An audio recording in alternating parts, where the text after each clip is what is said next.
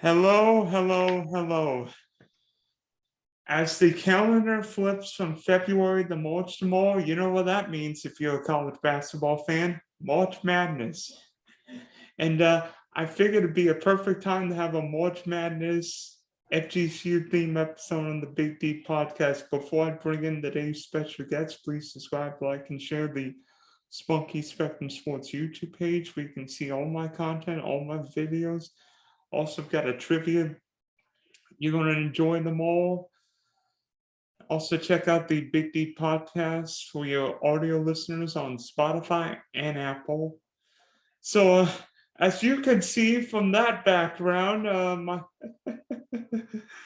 you figured, and my shirt, you figured what this episode would be on the day. It's on my school, FGCU, and to talk FGCU men's and women's basketball, I've got FGCU college basketball analyst Webb Horton. Coach, you're living the highlight football in Dunk City, right?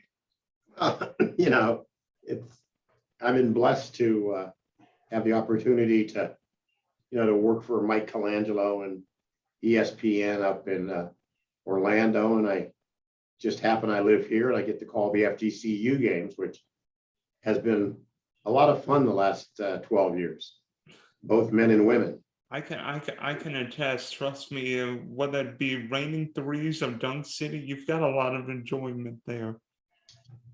We've watched a lot of good young men and young women come through, not only at FGCU, but I mean, throughout the conference. I mean, Dylan, think about this, man. Who's the leading scorer at Arkansas, right? JD Notek, who was at Jacksonville 2 years ago. The guy just lit up Auburn and beat Kentucky on Saturday. And I'm sure Coach Fly and the FGCU men's staff is glad that portal came up and Arkansas grabbed that guy. You don't want to have to look at him and some of those other players from Jacksonville. Which is a very good basketball team, by the way. Yeah, I think Coach Calpoli might be thinking, how are we going to stop that guy in the FGCU tournament? Yeah, I mean, they're all running around looking at him saying, you were at where? Jacksonville. So, but no, it's been a lot of fun. Watching you come through this place, getting a degree, and now here you are, Dylan, as doing podcasts, broadcasts, Zoom. I mean, come on, man. So, obviously, most of the discussion will be about FGCU basketball. And to me, when I think of FGCU this year, I think of one guy and mostly one guy. How about Tavian Dunn-Martin? I mean, talk about transfer portals. I think FGCU hit a home run with it. The Duquesne product. Well, I'm a PA guy, so I've known Duquesne. I mean, their last great player was Norm Nixon, who played at Duquesne, or as some of the people say when they've had a couple of pops, Duquesne. But Tavian Dunn-Martin is a special player. He has a great amount of confidence.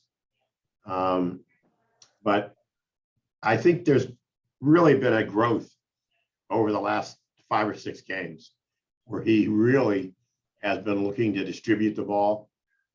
If he feels necessary, he'll go. He's one of those go get you guys. If you're down by 6, he's going to try to go get you those 6. But I think I've seen the maturity of this young man over the last 5 or 6 games. I think a lot better decision making.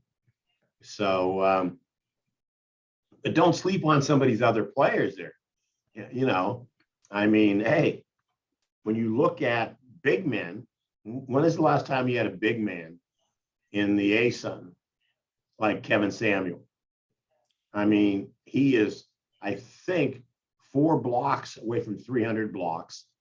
He's going to have 1,500 points in his career. And he's going to have you know, a great amount of rebounds. So he's going to have rebounds. He's going to have block shots, and the guy's shooting like 60% from the field. So having him as a rim protector has really helped FGCU, because if people are slipping by, you know, he's been swatting things like he's, you know, at a mosquito party. So he's really been, I think, a big success part. I mean, a big part of the success of men's basketball. But here's the forgotten guy. Okay. Caleb Catto could, if he wanted, could go out and get you 22 a night, couldn't he? He really could. But his ego has not made him that kind of player. It's not who he is. So he sort of sat back. But we go back and watch the last 3 or 4 ball games, and then go, hey, FGCU's down 3, they're up 3, the other team's making a push. Who's been the player that's knocked down some really pretty timely 3-point players? Or who has been the player who has taken on the top scorer of the other team, either altered a shot or stole the ball? It's been Caleb Catto. So he's the silent assassin on this team. And then people forget Richie Austin is a cold-blooded shooter, the transfer from Tulsa. But he's also a defender, also goes and gets it up on the boards.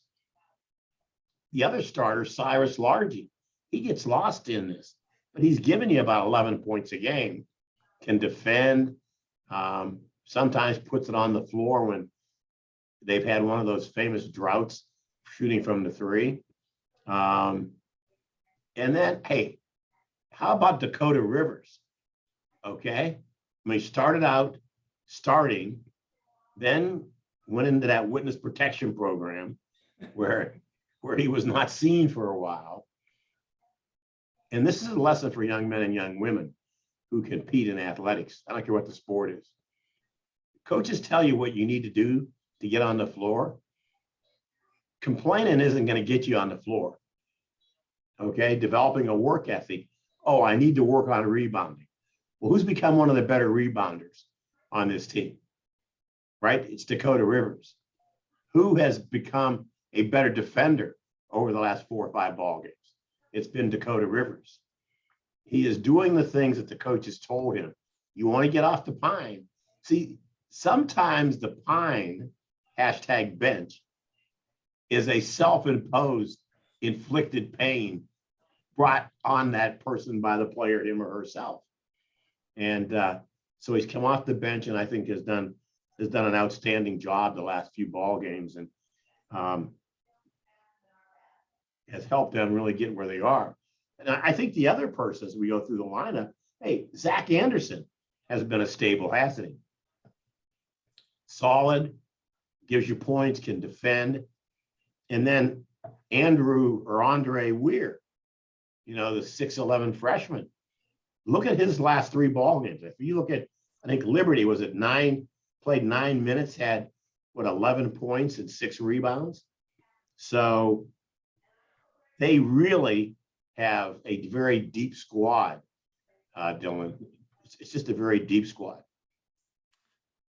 Yeah, and speaking of the last couple of games, I think back to the Liberty and the Jacksonville games, and FGC went toe-to-toe with 2 of the ASUN's bets and beat Liberty for the first time in Lynchburg in overtime, #overtime. FGCU's played a few overtime games this Yes. year, and won a crazy game there, and then came back on senior night a couple nights ago and then beat really good Jacksonville, beat a really good Jacksonville team. Fans don't do what we do.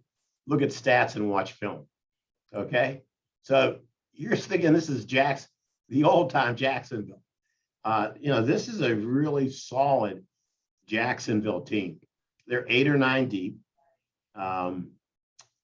They're tough. They shoot more 2s than 3s, but they'll make 3s, and they showed that the other night. In fact, I think Coach Fly said, and I said this on the air, They are like the Knicks and Pacers back in the 80s. Because it is like old school basketball. And when you go on the boards, you better have a good dental plan because people are banging each other. They really are. Hey, I didn't know we were having Knicks and Pacers. What about the Miami Heat from the 1990s, or maybe like the Bad Boy Pistons? Although that might be a little 80s, early 90s, but Well, I mean, you know your history of basketball. Yeah, the Pistons, I mean, they were very, very, very physical.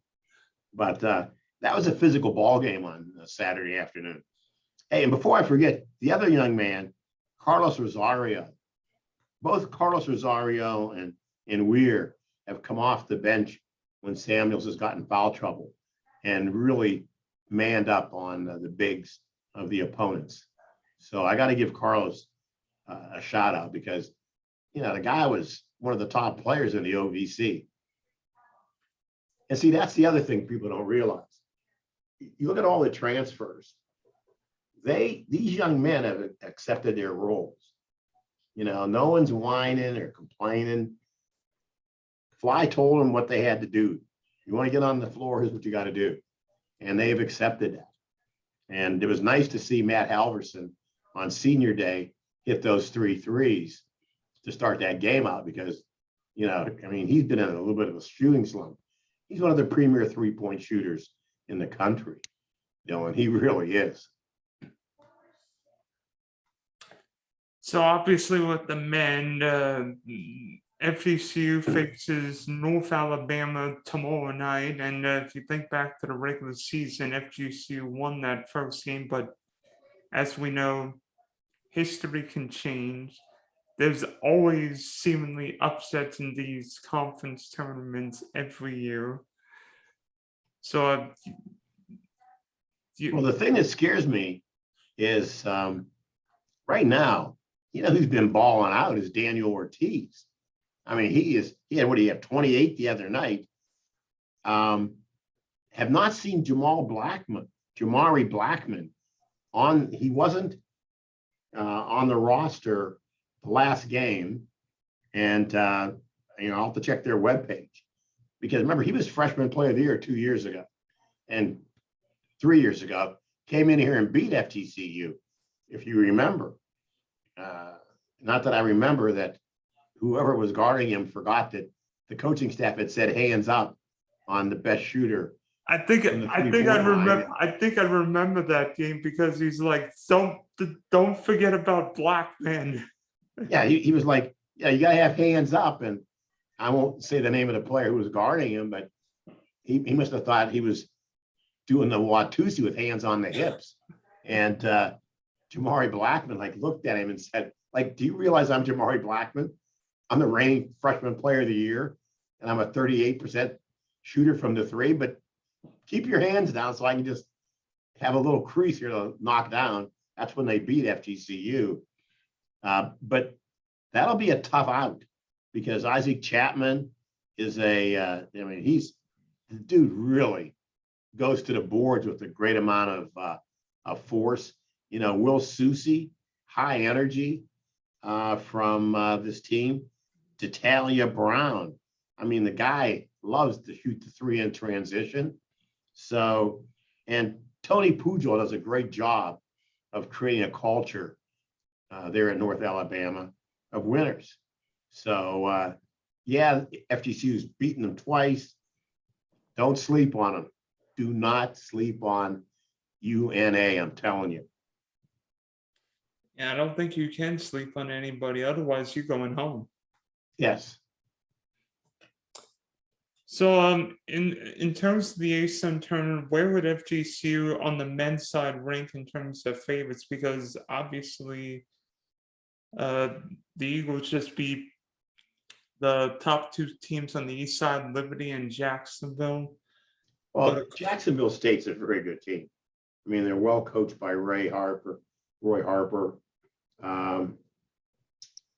They have the depth, they have the talent, they have the coaching to win the whole thing and go to the dance. Now that means you got to keep your turnovers under 12. Okay. You've got to defend with a great amount of intensity. And your theory is we do not want to go home. So, I mean, those are the things you have to do. It's the little things that get you championships, not the big things. You know, hands up on defense, being down in the stands, giving up a good shot for a better shot. I mean, those are the things that win championships. And the biggest thing is defense. You cannot have a defensive or an offensive slump. You cannot go 3 minutes and not score when you get to March Madness, because that is just like, you know, grab your pajamas and go home and go to sleep. Have a slumber party because you're going to be watching March Madness and not playing in it, right? That's right. Yeah, I was just thinking, Jacksonville and Jacksonville State, like this. I know this ASUN sounds weird with like two teams because one of them's in Florida and the other one's in Alabama, right? Right. But I hear Jacksonville State's really good. Obviously, 13-3, top seed in the West. We know what Coach Alpha can do.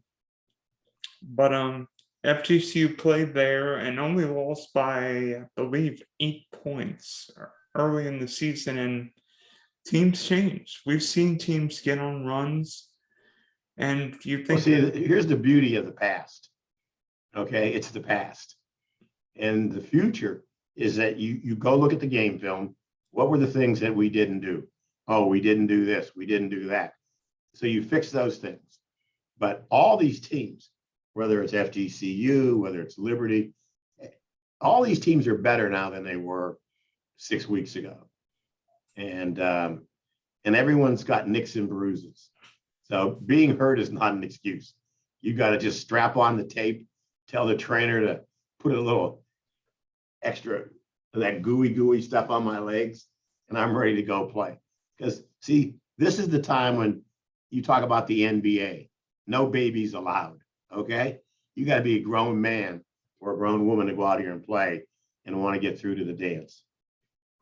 Yeah, looking back to that game, you know what? You know why Jacksonville State won that game? Because FGCU committed more turnovers and they get to the charity stripe. Well, hey, when you're on the road, don't expect any gifts. You know. Yeah, the refs aren't buying you fouls. Yeah, they you know, complaining to a referee is like, no, that doesn't work. You just got to play harder. Yeah, drive to the bucket and make the referees call a foul. Yes.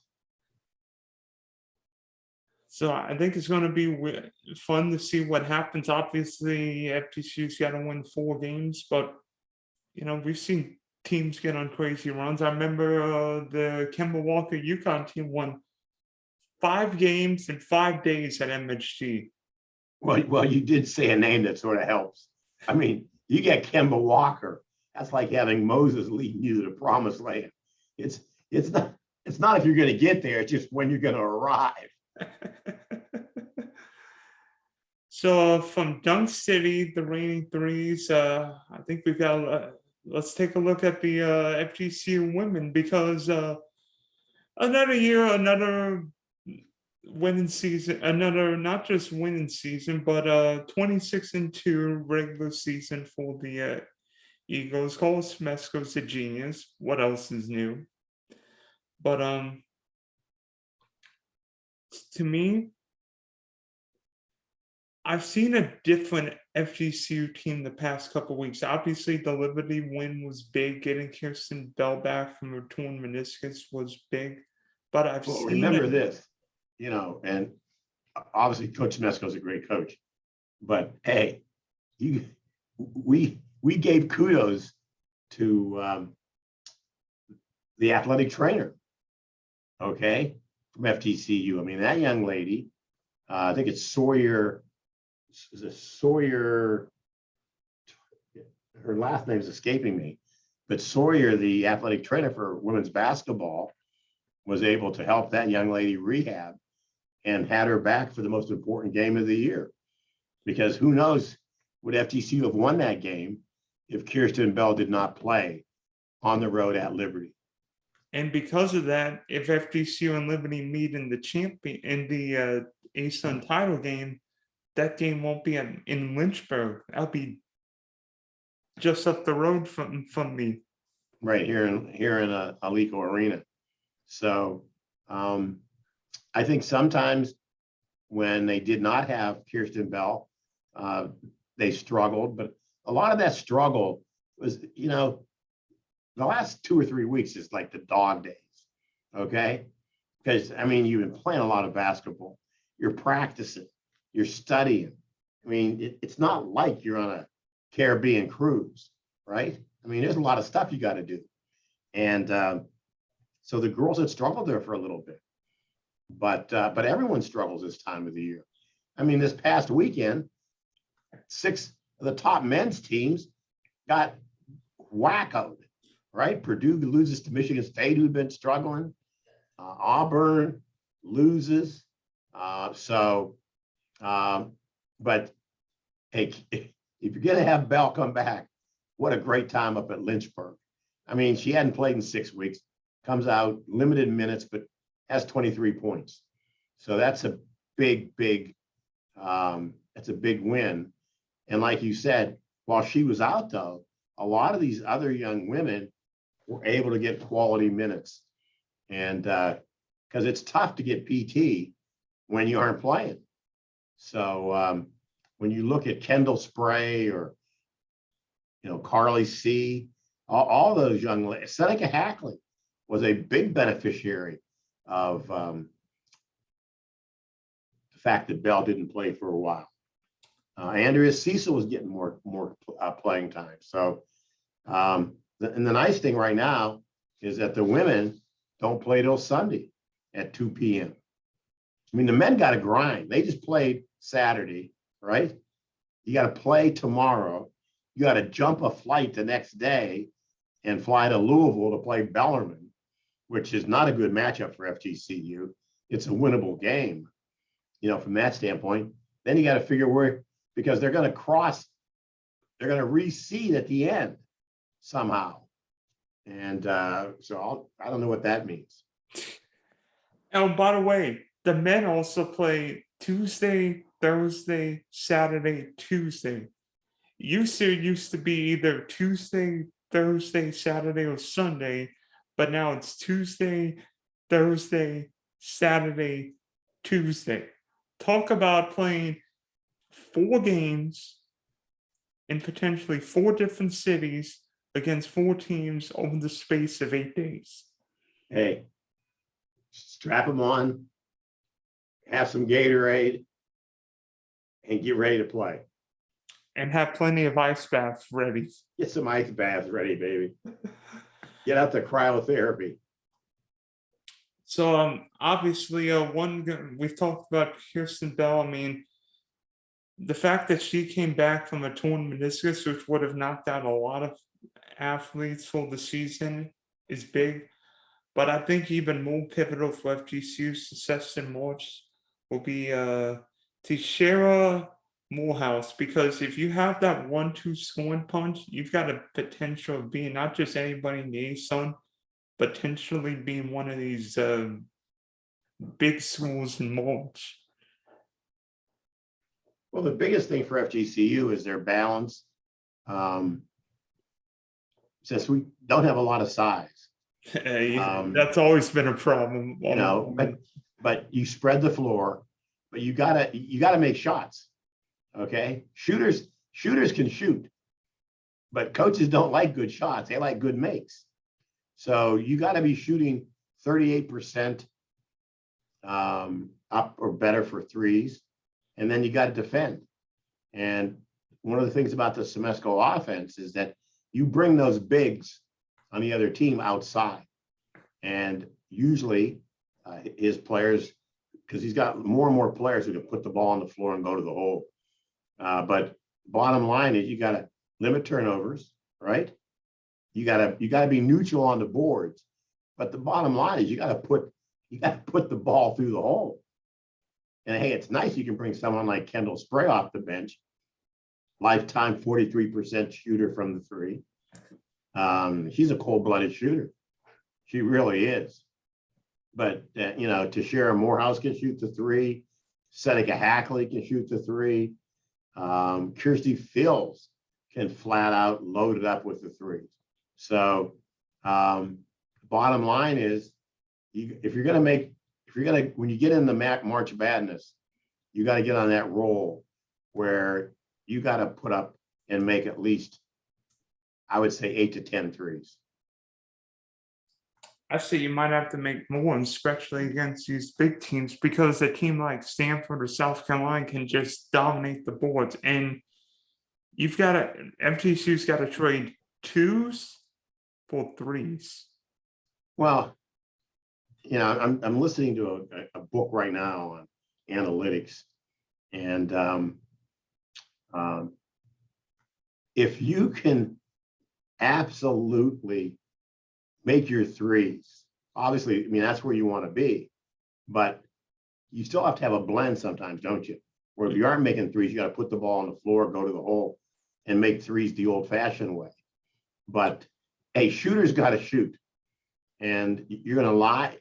FGCU live with the three. If you're going to live with it, sometimes you got to die with it. So the thing is, a good shooter has what I think is a high type A personality and no memory. Because if you miss two, a good shooter does not believe they don't ever have they missed three. And they just keep shooting. So my theory is you got to rebound, you got to make threes, and you got to limit turnovers. Yeah. How often do you see Steph Curry go 3 of 18 for a game, and yet he's still shooting? Well, Steph Curry could be 0 for 40 and make the next one. And make the next 40. He sort of gets a pass there.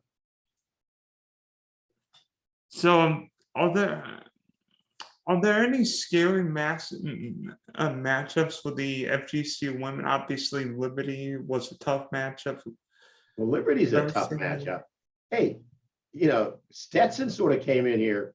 Remember, Stetson was FGCU didn't have Kirsten Bell, but Stetson was down 6 going into the fourth quarter, weren't they? And what did they do? They pounded it inside. They sugared the bigs. And so now I was watching the Iowa Michigan game yesterday, women's basketball. What a great atmosphere, man. 15,000 people there in, I think, Ames, Iowa, watching that game. If I have the cities, my geography is not always that great. Iowa City. Was it Iowa City? But man, they were just, that young lady can flat out shoot. She had 38. She shoots what I call logo threes, because she shoots them the logo from that standpoint. But what a great atmosphere. So if FGCU and Liberty do meet in the finals, there should be 4,000 people in Alico arenas, making that just a hard place for Liberty to come in and play. But I wouldn't, and I haven't seen the overall brackets for the women, but Stetson, I'd be wary of. Hey, North Florida with Jada Bond and Jazz Bond, and if Tiffany Talbert is healthy, that's a formidable team, because they got the big girl down in the middle who can pound balls and and score double figures. So those are the teams that would scare me because of the athleticism and their ability to go down inside. Because FGCU doesn't have any size. Well, they've got size, but there's no rim protectors. Yeah, there's no rim protectors sometimes. There's no 6'3", 6'4" post woman down low. Well, yeah, that, but Kirsten Bell, can be a rim protector if she's back, but you got to be careful because you can't get her in foul trouble, right? Yeah, one way of limiting Kristen Bell's impact is getting her on the pine. Yeah. If she's in foul trouble, she can't score. Hard to score from the bench, isn't it? I'm just saying, unless she comes off the bench to shoot a free throw, but I don't think the other team would do that. No.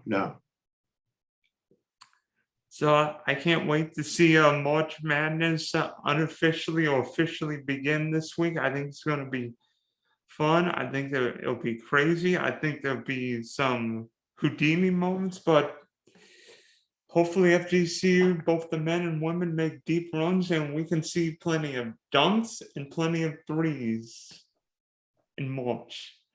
Hey, that's the dream of every Eagle fan, but it's the dream of every fan in the ASUN throughout this country.